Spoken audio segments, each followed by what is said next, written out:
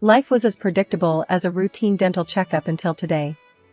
My name's Jenny, your average tooth fairy who trades in molars for money, except that I work with state-of-the-art equipment in a swanky downtown clinic. My husband, Mark, is pretty much the academic type, graying at the temples and all. He lectured in the halls I once roamed as a student, though we never swapped anything more than a hello back then. It was only after my cap and gown were tucked away that we started sharing dinners, and before you knew it, vows. You could say we lived a standard married with no kids, just a couple of lazy goldfish life. Until today. Exhausted, slipping out of my work shoes, I saw them, divorce papers, as stark and chilling as an extracted wisdom tooth, lying beside a note on a coffee table that had seen better days, his handwriting, no doubt. Grimacing, I picked up the note. His words punched me in the gut harder than any root canal ever would. Jenny, I'm tired. Tired of the humdrum, of papers, of people. I need silence, not the kind we got on Sunday mornings, but the deep kind that you only find away from civilization. Consider this my path to becoming a nobody, to finding some darn peace. Mark. My hands trembled, the note nearly crumpling in my grip. No dramatic outburst, shocked as that to you. I uncapped one of the pens that was always scattered around and scribbled on the back of some grocery receipt, the only paper in immediate reach, then dialed Mark, heart drumming a harsh beat against my ribs. The line clicked, and after what seemed like a year, his familiar, now distant voice answered. Jenny? Mark. What's this about becoming a nobody, huh? You dumping our years together like last week's trash? Jenny, you're not getting it. I can't. I don't want to. It's not you, it's... Cut the crap, Mark. You leave a note? Papers? Just like that? My voice rose as I gripped the phone like it was a lifeline. Where are you? There was a pause, a silence that spoke volumes. Somewhere you can't find me. Somewhere I can be alone. Alone? And what am I supposed to do, huh? Just sit tight and smile while you play Hermit? Jenny, please. No, you listen. You can't just decide you're bored, and... Bored isn't the word, Jenny. I need something else, something different. What? Silence? You want silence, by earplugs. But you don't just get to check out. I spat the words out as if they were sour. Jenny, please try to understand. Oh, I understand, all right. Understood loud and clear, Professor. You've made your point. Enjoy your bloody peace then. The line went dead with a finality that echoed in the now too quiet room. The note lay there, staring up at me with its life-altering news, and I was left to figure out if I was to press on with the painful extraction of Mark from my life or root around in the mess for a sliver of hope. It seemed I had more than just teeth to pull. The clinic reeked of strong antiseptic. Where it used to put me at ease, now, it just stirred the pot of my mind, brimming with gossip. Mark, my ex, gone puff, just like that. And the fact that everyone wouldn't shut up about it was getting under my skin. The phone was buzzing again. It never eased up. I knew without looking it was more of the same, nosy folks prying for details. Sam's Dental, how may I help you? I answered, using the clinic's name to avoid personal questions. Hey, it's Lizzie from math department. We heard about Mark. You holding up okay? I sighed. Yeah, Lizzie, I'm doing my job. Anything else? I mean, it's just weird, right? Mark's such an urban guy. She pried, digging for dirt. It's his choice, I snapped, a bit more sharply than intended. Sorry, it's just been a rough day. I could almost hear her shrug through the phone. Sure, just checking in. You know how it is here, we're all a bit nosy. The clinic was quieter than usual. I could almost hear the whispers bleeding through the walls. Patients eyed me with a mix of pity and morbid curiosity as I walked through the hall. I needed a break from the staring and the rumors. I found myself in the staff room with Rosa, the receptionist, who was always blunt as a spoon. She was digging through her locker, the metal door screeching like nails on a chalkboard. So, he left you the papers then disappeared, huh? Rosa didn't mince her words. That's about the size of it, I muttered, pouring myself a coffee. She leaned against the lockers, arching an eyebrow. You sign M? Yeah. Savage. Rosa shook her head. Man's got style, give him that. I couldn't help but laugh, leave it to Rosa to call a disappearing act stylish. Back in my office, the nice and tidy one with diplomas on the wall, the phone rang again. It was the one face I didn't mind showing up in my caller ID, Angela, the closest thing I'd had to a sister since forever. Girl, how you just gonna let him punk you like that? No hello, no how are you, just Angela in all her glory. He didn't punk me, Ange. I signed the papers, that was my choice. And you just gonna roll over and play dead? There's nothing to fight for. I'm done and dusted with him. There was a pause, I knew Angela's wheels were turning. Fine, she said. But this isn't gonna fly. We're going out tonight. You need to blow off some steam, or you'll go nuts. I wanted to argue, but she wasn't wrong. Besides, it beat listening to the whispers and rumors that looped like a bad soundtrack in my mind. The hours ticked by, filled with teeth cleaning and dodging personal questions. By the time my last patient left, I was ready to peel out of there like a bat out of hell. Angela was waiting for me at the local dive, the kind of place where the beer was cold, and no one gave two hoots about your personal drama. I walked in and spotted her straight away, waving enthusiastically. What's kicking, chicken? She greeted me, sliding over a glass of something strong. Hey, Ange. Just the usual circus. I gulped down the drink, welcoming the burn. We talked, or rather, she talked, and I tried to forget. It worked, mostly. The clink of glasses and Angela's hearty laughter were a good combo.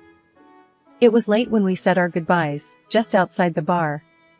The night was dark, the wind was cold, and once inside my car, I realized something. I felt lighter.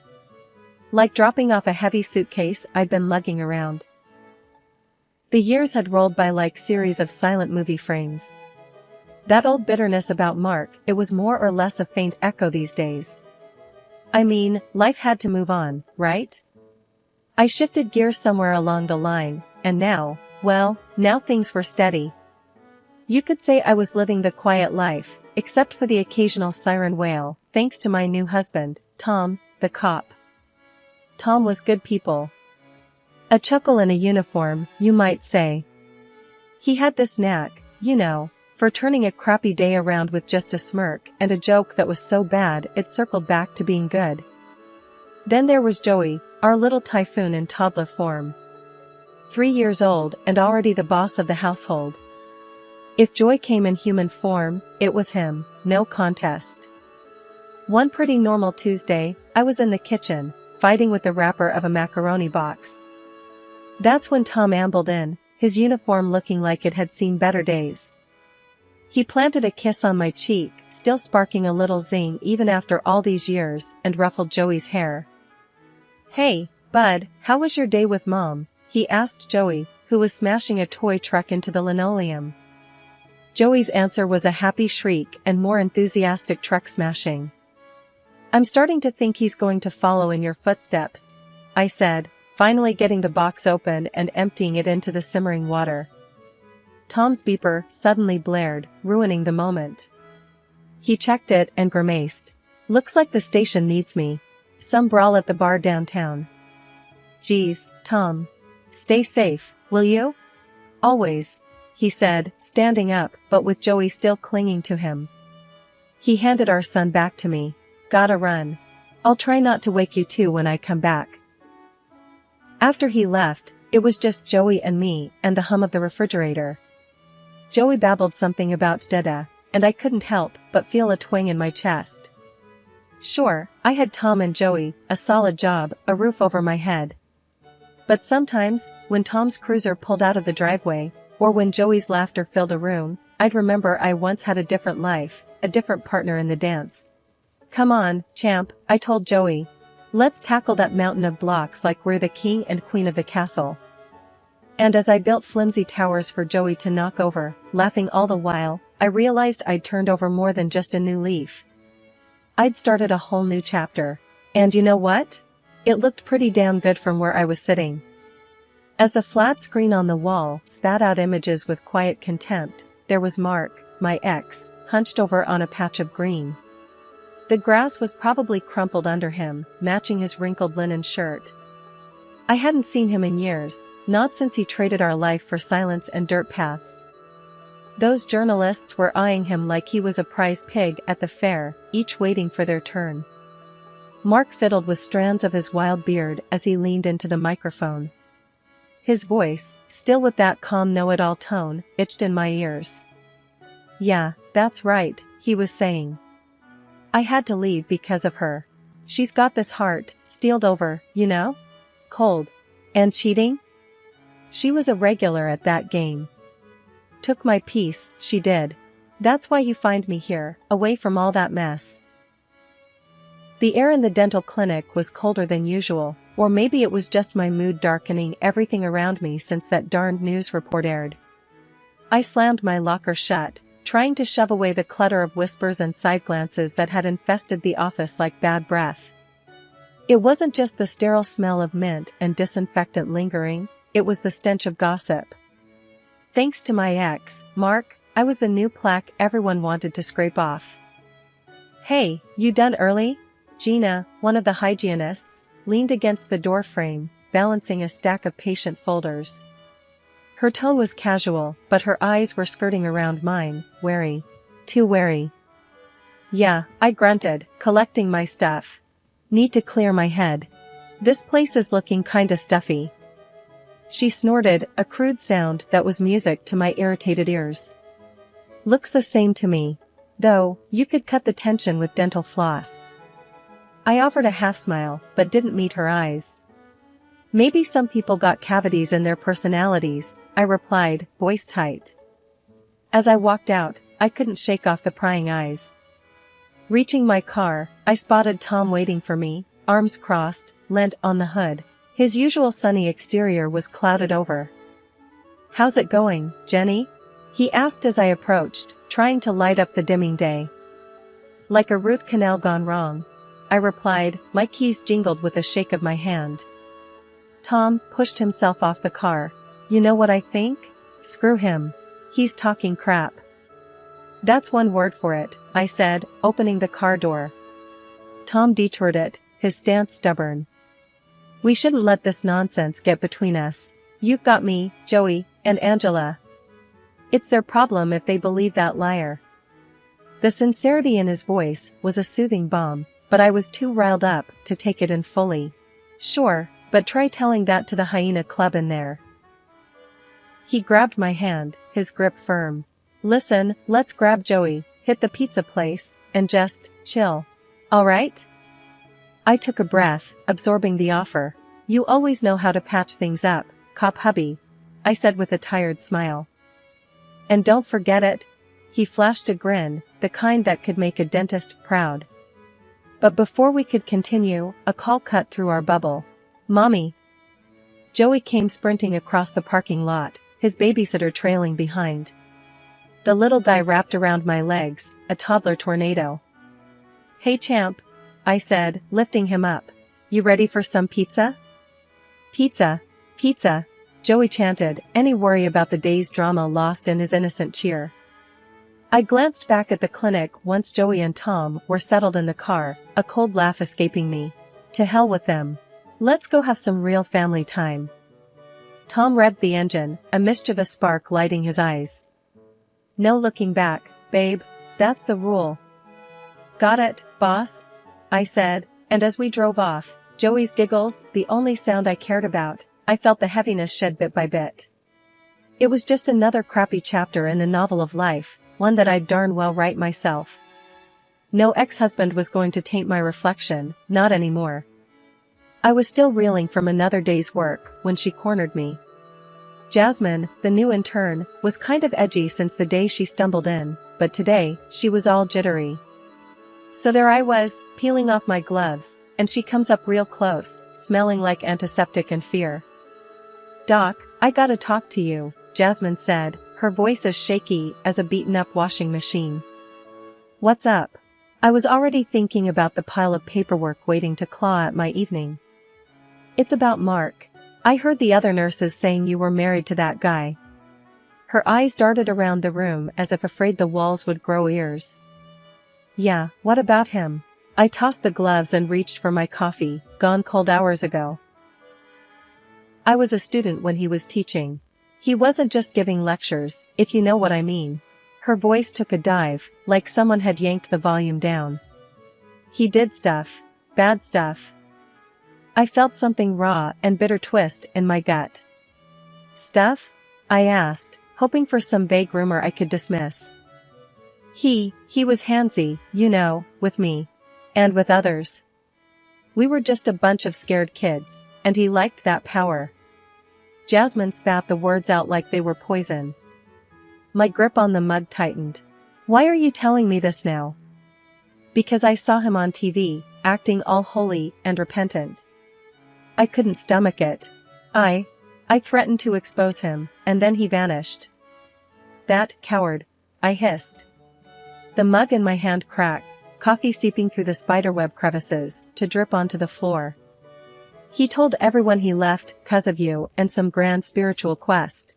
But that's bull. He fled 'cause I had proof of what he did. The texts, the creepy late-night calls. That's a big claim, Jasmine, I managed to say, my throat dry as sawdust. You got any of that proof on you? Yep, she said, a grim satisfaction in her tone. She hauled out her phone, a cheap thing with a cracked screen, and flicked through messages until she shoved it under my nose. There it was, in black and white. A whole sordid history laid out in texts and emails. I read, every word a punch in the gut. When I was done, I looked up. I'm sorry, for what it's worth. Thank you for coming forward. We gonna do something about it? She asked, tough as nails now. Absolutely, I said, feeling a flame of anger kindling inside me. And as we plotted revenge on the man I once called a husband, the man who had fooled us all, I felt a grim kind of satisfaction. This was going to be messy, but hell, it was about time some dirt got cleaned up around here.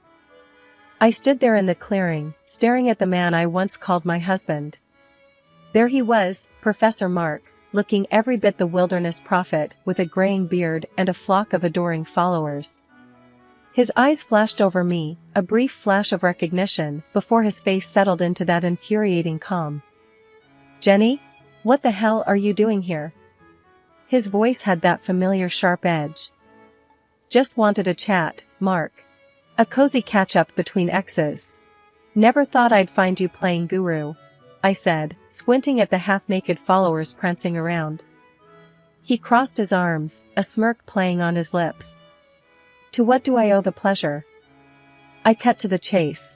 That trash talk on TV, really, Mark? Cruel and unfaithful. You sure have a way with fiction. He shrugged, the same old nonchalant shrug that drove me up the wall. Needed a story, didn't I?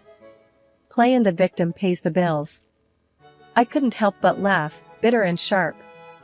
And here I thought you ran off to find inner peace.